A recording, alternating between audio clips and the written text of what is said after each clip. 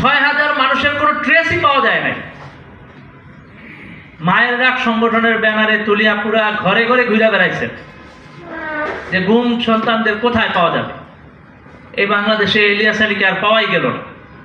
আমরা পেলাম ব্রিগেডিয়ার আব্দুল্লাহ আমান আজমিকে, পেলাম ব্যারিস্টার আরমান বিন কাসেম সহ ঘুমের অল্প কিছু মানুষকে।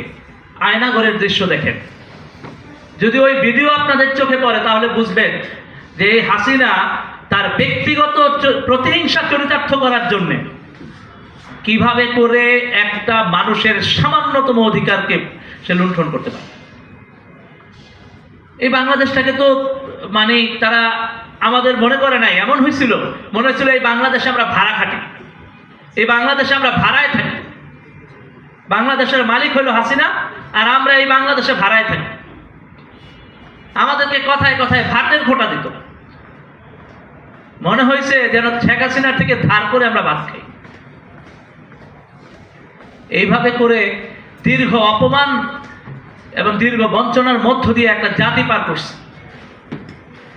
2013 সালের 5 মে যা ঘটেছে, নিউজ মিডিয়া বন্ধ করে দেওয়া হয়েছে, কারেন্ট ইলেকট্রিসিটি বন্ধ করে দিয়ে আলেম ওলামাদের উপর গুলি চালানো হয়েছে, সেদিন আমিও সেখানে ছিলাম।